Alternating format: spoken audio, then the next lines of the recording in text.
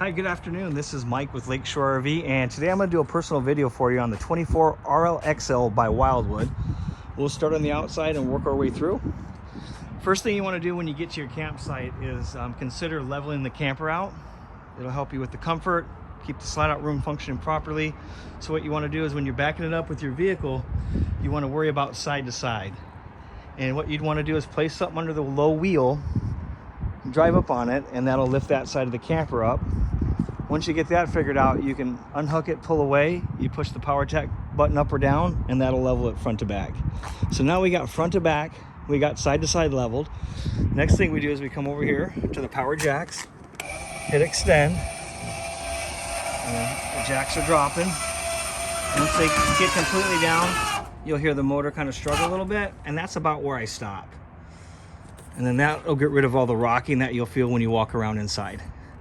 So again, level side to side first, unhook your truck, level front to back with the power tongue jack, unhook it, drop the jacks down, and you'll have a nice, level, comfortable camp stay.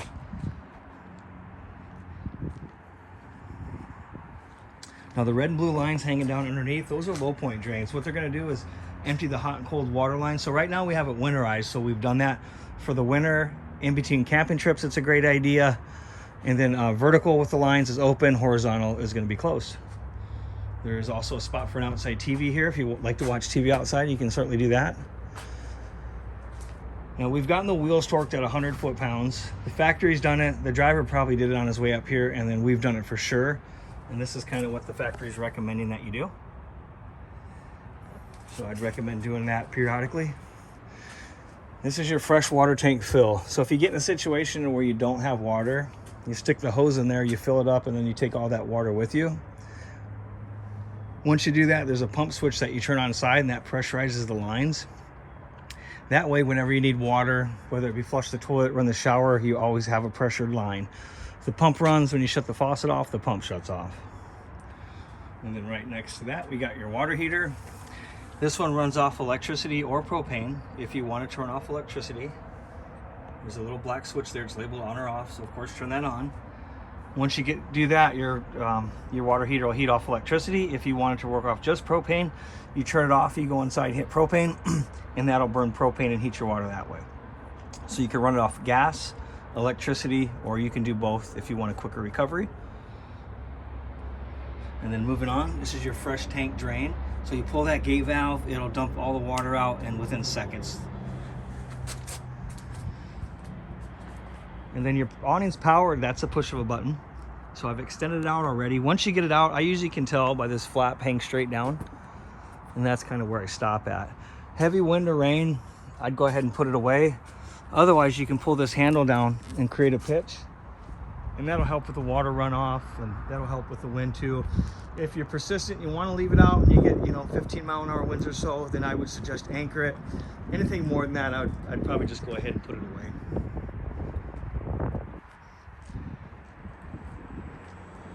And then up front here, we got two 20-pound propane tanks. These are both full and ready to go. It'll run off one tank and then switch over to the other automatically. And then right behind that, you got your 24 amp hour. We put an interstate battery in it, and that'll charge when you tow. It'll also charge when you plug in. And this is your battery disconnect. So if you're gonna store it and you're not using it, this is the time to come out here, remove that key, keep your battery from being dead every time you go out here. Otherwise, if you're using it, plugging it in or towing it, I'd leave it on so your battery can have a chance to charge through that.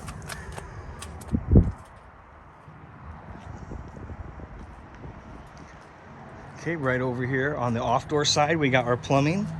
You got a black tank, which is for the toilet, and then you got a gray tank, which is going to be for everything else. So the bathroom sink and shower, and the kitchen sink drain. So pop the cap off, hook your hose up. Once you get the sewer hose connection completed, pull the gate valve in the front, dump it. Once that's done, leave that valve open, and then you have a black tank flush here. Turn the hose on, and it'll flush that tank out. Just make sure this gate valve is open when you do that. Otherwise, you're going to accumulate water. It's going to overfill the toilet inside. So yeah, we want to keep that open when we're flushing the tank. Shut the black tank flush off. Close the black gate valve. Pull the gray. Again, that soapy water. Pull that last, and that'll kind of rinse your sewer hose out for you. And then there's your 30 amp hookup here. Comes with a 30 amp cord. Also has a 15 amp adapter that comes with it, so you can plug it in at home. No AC, no microwave, but everything else should be fine with that.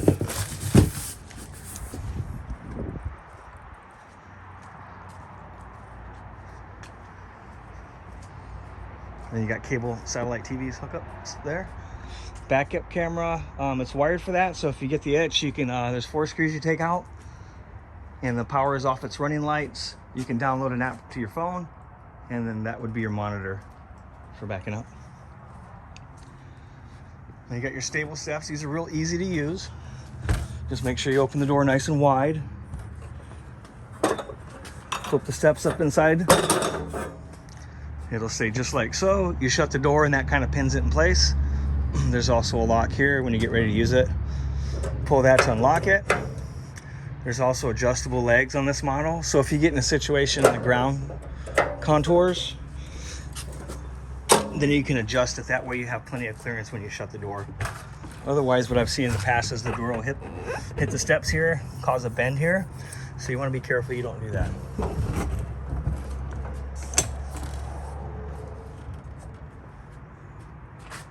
All right, let's take a look inside. So as we come up the steps here to the right, you have your monitor panel, and this will do stuff like the lights. There's some lights right over the slide out. Here's the main lights.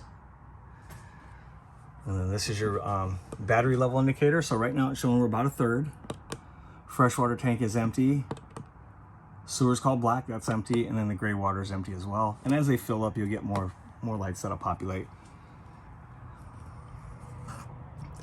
Water heater propane switch is here. So we've already talked about the electric switches outside, propane switches inside. So you can run it off one or the other, or you can even do both if you want a little quicker recovery on the shower. Here's your water pump switch we talked about. And this is your slide room. So you just want to make sure there's nothing in the way. Push the button, run that all the way in. When you get there, push the button and run it all the way out. I wouldn't do it anywhere in between. It has a good chance of leaking water that way. Keys are on the faucet. Okay, so this is a decorative light, also your oven light. And then this unit has a piezo, so what it's doing now is sparking all 3 burners, and it's also sparking the oven. So you decide which burner you want, or the oven. So you turn the gas on, push the button in, and at the same time as you're pushing it in, you rotate the piezo, and that'll ignite the burner. Same thing with this oven. Turn it to pilot, push and hold it, rotate the piezo. Once it lights, you can let go, check it, make sure it stayed lit, and then in your business you can cook as you want. Turn it off when you're done. Okay, refrigerator, we have a large 10.9 cubic foot refrigerator, runs off the battery. It's 12 volt. If you want to shut this off, you can hold this button down for 10 seconds. And that'll completely shut the unit off if you're not planning on using it. And there's the thermostat for the freezer. And then you got a fireplace, that'll kick out heat. Right below this, you got your breakers and fuses. So if you have any issues, this is probably where I would start. Air conditioner, ground faults, converter, microwave, fireplace, anything that runs off electricity is ran through a breaker. Anything that runs off the battery has a fuse, and if a fuse blows, a little light will come on next to it, so you can tell exactly which fuse is blown, and then pretty much everything is labeled for there too. If you walk by and you see a light on, you know you got a blown fuse. Here's our walk-through bathroom. Really huge bathroom. You get a little counter space with it as well. There's storage underneath. Large shower.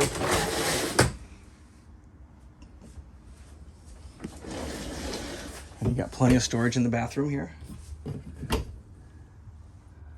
And then right across from here, there's more. So storage all over the place in the bathroom. Also, the bed lifts up. We got more storage containers here. You can also access the pass-through. And then here's your cool little laundry hamper.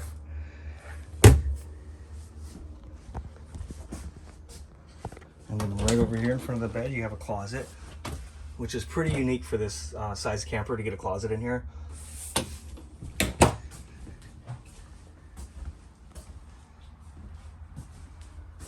That jackknifes down into a bed, so if you do have some company, you can jackknife this down into a bed.